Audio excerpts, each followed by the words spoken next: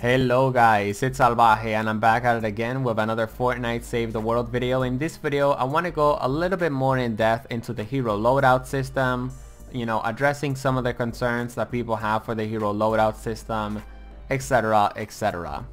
Anyways, I just want to let you guys know, obviously yesterday I uploaded a lot of Save the World videos and a lot of the Save the World videos had a pretty decent amount of dislikes. That's because a lot of my Anthem viewers weren't happy that I wasn't uploading Anthem and they decided to of course dislike my Save the World videos. First of all, I want to of course thank you guys, my Save the World audience, for being so mature that you don't go and dislike my Anthem videos. That's one. The second thing that I also want to point out is I just want to let you guys know, I don't care how many likes and dislikes my videos get. I'm still going to be posting Save the World. I'm still going to be posting Anthem. I'm still going to be posting things that I'm passionate about posting. That's it. So with that said, let's get straight into this video. And of course, let's talk about some of the concerns that people have on the hero loadout. And of course, also some of the things that you should keep in mind when it comes down to this hero loadout. Something that I saw yesterday quite a lot is, where the hell is my base for the Constructor? I have Mega Base Kyle. All of my Constructors, they don't have the base ability anymore. Nope, Constructors still have the base ability, guys. All you have to do is open up your trap wheel and then of course choose the base, and then of course you can equip the base. Because as you guys can see, also something that you guys need to keep in mind is that every single hero has passive perks, or perks that are basically that basically specialize on that class. So all of the Constructors are going to have kinetic overload. And of course, they are also going to be having base. Place base to reinforce attached structures with 60 armor. Extends 4 segments from displacement. So that means that our boy, Kyle, for example, has a regular 4 tile base. And then of course, he has 1 more base connectivity, plus of course 3 more. I believe in the past he had about 7. But that's some of the things that people have been saying, right? Some of my heroes got straight up nerfed, or did they? So let me give you guys an example. Of course, we have the boy Mega Base Kyle with that base coverage. And then we have a team perk right here. This perk increases the damage of traps affected by base by 8.5%. So that's going to be helping us out a lot when it comes down to, of course, playing a Constructor. On top of all that, Mega Base Kyle now has the mounted turret, which of course got a buff, as you guys saw in my patch notes video yesterday. And we have Krampus right here, and it says each Rosie elimination increases Rosie damage by 4% up to a maximum of 4 stacks. That's a lot of damage, so make sure that you grab some flex tape. On top of all that, we also have Electrified Floors, basically a perk that Mega Base Kyle had. On top of all that, we have a perk that's amazing called Frozen Castle that the Ice King is able to provide. And basically what this does is that enemies standing on a structure affected by the base are going to be snared by 15%. In other words, their movement is going to be slowed by 15%. That's actually really helpful. We have Plasma Pulse Blast, which is going to of course be increasing the base damage of our Plasma Pulse. And most importantly, we also have War of the Rosie, an ability that is going to be increasing our mounted turret damage, okay? And this is what I like about the brand new hero loadout, right? It offers flexibility and it offers a lot of options that we didn't really have in the past, because of course heroes had a specific set of perks and a specific set of skills, alright? On top of all that, you guys have to keep in mind that there were a lot of heroes in Fortnite Save the World that were basically useless. That leads me forward to my next topic. Outlanders. So a lot of people have been saying, where the hell is the anti-materials charge for my Outlander? Outlanders don't have anti-materials charge. I legit had a kid yesterday constantly saying that in the chat, spreading misinformation, okay? That is not true. All Outlanders have anti-materials charge. Activate heavy attack with your pickaxe equips. So that's right, if you want to use anti-materials charge, take out your pickaxe and press right click. Outlanders also have the In the Zone perk, which increases pickaxe damage and movement speed, and of course also lets you see loot through walls. On top of all that, they have Loot Llama ability as well, and basically what that means is that when you activate a Loot Llama thingy, the llama's going to be of course appearing in place. In my opinion, in this update, Outlanders are actually way better and have more use.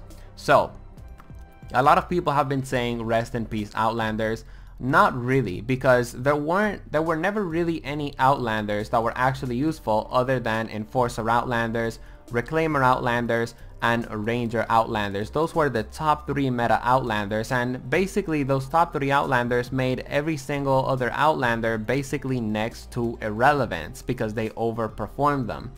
On top of all that, the Teddy ability got a nerf, and let me tell you guys something. As an endgame player that has been playing the Fortnite Save the World endgame for the past 5 months, I went into missions sometimes and I just threw down my Teddy with Enforcer Outlander, and I just threw down my turrets and I barely had to shoot my gun. Guys, that isn't fun. That is broken game design. I mean, don't get me wrong, actually. It is kind of fun, you know, you basically don't have to do anything. But the point is, Epic actually wants us to play the game. That's right. Oh my god, a developer wants us to actually play their game instead of course, just abusing mechanics. You guys just have to understand that Epic wants the heroes to, of course, be balanced out. And that's what this brand new hero system offers. The bottom line is, whether you're happy or not happy with the brand new hero loadout, it's here to stay, so you might as well adapt to it. And if you're looking to adapt to it, well, you came to the right video. Outlanders aren't sucky anymore, and in my opinion, they're actually overall better. Let's take a look at this Outlander Sub-Zero Zenith, okay? He has a special ability that freezes enemy, but whatever, that's not what we're focusing on. We're focusing on the Teddy. Let's say that I want this Outlander to be really good when it comes down to the Teddy. Well, I can... oh boy, wait up. I didn't mean to click that. Let's say that I want this guy's Teddy to, of course, be better. Well, I have this support ability from Jingle Jazz, which increases my Teddy duration by 4 seconds. Sure, it's not going to be the 30 seconds that the Teddy was able to be out. That was actually pretty broken. Again, that's why they had to tone that down a bit, but you are going to be getting more Teddy duration. On top of all that, you also have fragment generation. Every 39 eliminations, you gain 1 charge fragment. That's something that you couldn't do with Outlanders in the past because, of course, Outlanders, you know, didn't have fragment generation, except I believe Reclaimer Outlanders. Don't quote me on that though. Anyways, we also have Berserker, which increases Teddy damage by 30%. So right here we have 3 perks that make the Teddy extremely viable. And on top of all that, if we go over here to our quest tab and we go to hero quest, there is actually this hero, Ventura Ramirez, that increases the range of the Teddy, I believe, by 2 or 4 tiles. So basically what that means is that every single Outlander that you know and love, if they have a Teddy, you can basically make that Outlander very similar to the Enforcer Outlander. No, it's not going to be as overpowered as it was in the before, but again, that's just what Epic decided to do, and we're just gonna have to adapt to it, guys. Anyways, this Sub-Zero Zenith Outlander also has Static Cling. Shock Tower applies Affliction, which deals 50% damage per second for 3 seconds. So basically that means that my Shock Tower is actually going to be even better. And on top of all that, I also have the Phase Forward ability, which can grant me an additional 30% movement for 3 seconds. So overall, Outlanders are going to be just fine, and the community, in my opinion, is just overreacting. Now, of course, you're gonna have to be more active with Outlanders, and quite honestly, I'm looking forward to that, right? Before we move on to soldiers, I would like to cover something that's very important: farming as an Outlander. Now, a lot of people were very upset that Striker AC basically got reworked, and basically this means that you're not going to be able to farm materials extremely quickly. That is also wrong. In fact, now you can basically farm materials faster than you were before, thanks to this lady right here, Archaeologist. And this is actually an Outlander that I use my hero recruitment voucher on, which is why I told you guys on my video to not use your hero recruitment vouchers yet until, of course, I and other Save the World content creators sort of figure out what are the best new heroes and the heroes that you actually need to recruit. Anyways, Archaeologist actually has 128% heavy attack efficiency when it comes down to anti-materials charge. What this means is that you can spam anti-materials charge and of course farm materials very quickly as an Outlander.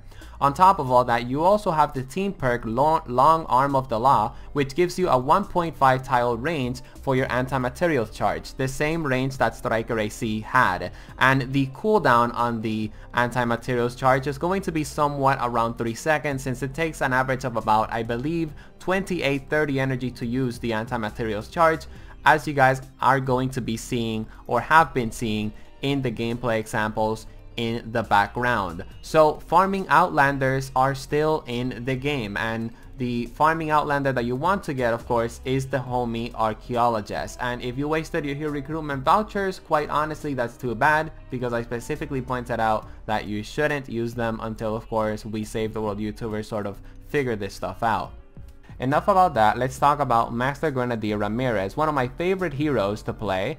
And after this hero loadout, she's not the same as she was, you know. But as you guys can see, thanks to this hero loadout, we're going to be able to make her better. Her default ability is that it increases the frag grenade radius by a total of 100%. As you guys can see, 50% by default, 50% when you get her commander perk. So that's of course really awesome. On top of all that, soldiers also have the suppressive fire ability and the stay frosty ability, which of course are going to be able to helping you out when it comes down to extra damage. Now for the team perk, we have Keep Out. It leaves an energized area dealing 12 base damage per second for 6 seconds, and base radius is 0.375 tiles and increases 40% with each match. Whatever. The point is that I had my Master Grenadier Ramirez throw grenades that had a big radius and a big keep out radius, and guess what? Now I can actually make that happen thanks to, of course, this keep out perk that we actually have here. On top of all that, we can make Master Grenadier Ramirez even better. As you guys can see on my support team, I have the cluster bomb ability, which explodes 6 small grenades after, of course, you throw a grenade. And keep in mind, guys, these numbers that we're seeing here, these numbers aren't final. Like, it says, you know, 16 base energy damage. It's not 16 base energy damage, actually. It's 16 damage plus, of course, the damage from that's multiplied from your tech, okay? Anyways, we also have the Locked and Loaded perk, which after reloading a weapon, you know, weapon damage is going to be increasing by 15% for 5 seconds. That is actually really good with soldiers. We have Power Impact, which is going to increase our shockwave radius by 37%. We have Survivalist, another perk that Master Grenadier Ramirez had before the rework. And we have Doppler Effect, which decreases the shockwave energy cost by 24%. And of course, there are many other options to, of course, make Master Grenadier Ramirez viable. So in other words, Master Grenadier Ramirez actually didn't get nerfed. She actually was able to improve greatly. How about one of the things a lot of people are upset about? Raider heroes and heroes that specialize on weapons and pistols, etc, etc. Well, obviously that is an actual thing. You know, you were able to, of course, get massive amounts of pistol damage in the past in Fortnite Save the World, and massive amounts of shotgun damage in the past. And I guess Epic decided that that wasn't actually fair, because it would basically make other heroes not as viable. That's why, of course, they decided to nerf the pistol Outlanders by a little bit. Right here, of course, we have Beetlejuice.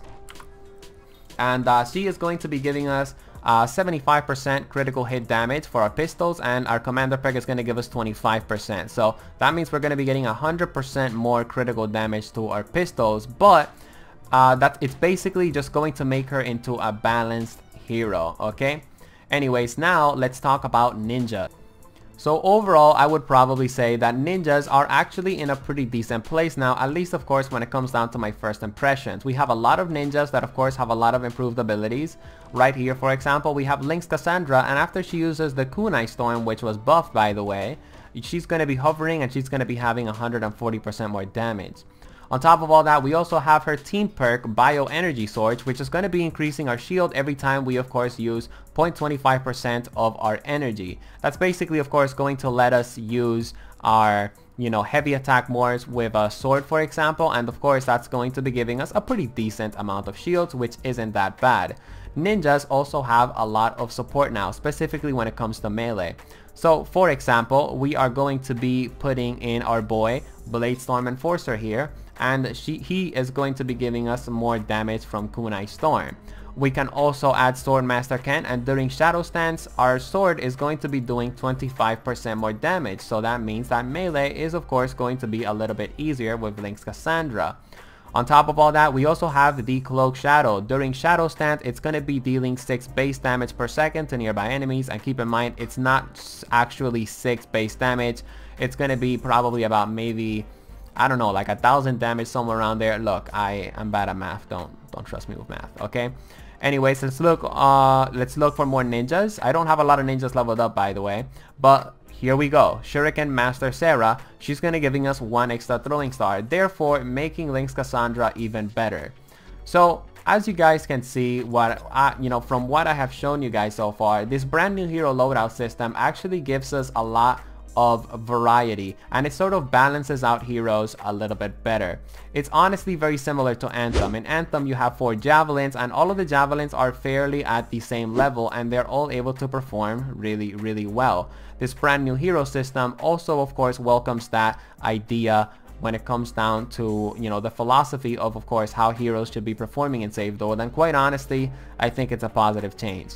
Again, yes, I am bummed out that some of our favorite heroes are not going to be super overpowered anymore, but I am pretty happy that we're going to have more variety when it comes down to the heroes in Fortnite Save the World. And of course, we are going to be enjoying ourselves a little bit more when it comes down to the customization and how we decide to of course go into combat. If you guys enjoyed this video, drop it a like, and of course feel free to subscribe to join the Salvaje Cartel.